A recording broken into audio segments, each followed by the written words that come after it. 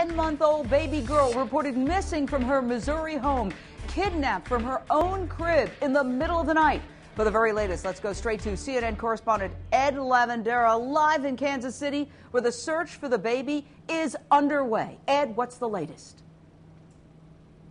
Well, that search continues, and we've seen people and investigators continue to return here to the house here in this Kansas City neighborhood. That is the house you see behind me, the greenish-toned house where baby Lisa was abducted almost exactly a week ago. So clearly, as time passes by, this news becomes potentially much more devastating and much more serious. But the investigators that we've seen coming back here to this house are focusing on an area in the back of the house with, where there's a creek. We've seen them over the last few days repeatedly go back there. We've seen investigators out here with metal detectors working in the front yard and in the yards and in the areas around the house. They continue to do that. That's been an area of focus that they've done over the last 3 or 4 days. So that is what they continue to do. Despite all of that, they say they have no leads, no concrete evidence as to where baby Lisa might be.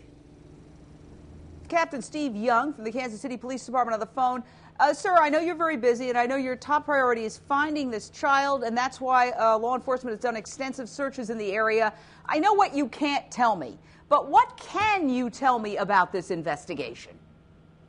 Well, the only thing I guess I can say is unfortunately, it's something I've said before. We don't have any suspects, and we're still working our tails off to try to figure out what happened. Did she or did she not fail a polygraph? Well, she's free to say what she would like, but we don't talk about the details of the investigation, so I can't go down that road.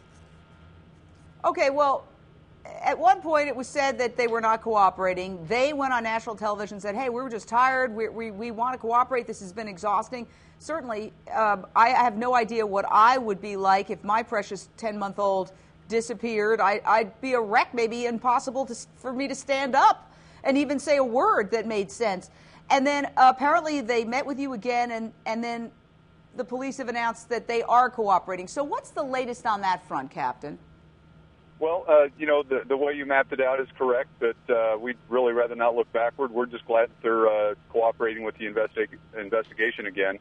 I don't have to go on and on about how surely they know more about what's going on in that house than anybody else, and for us to find this missing child, they have to be a part of the investigation. They have to be helping us out. So we're glad that they're back to the table with us. One last question, Captain. What about other possibilities? I understand there was a handyman who was in the area who disappeared and who hasn't been seen. Obviously, you checked the sex offenders. What's happening on that front?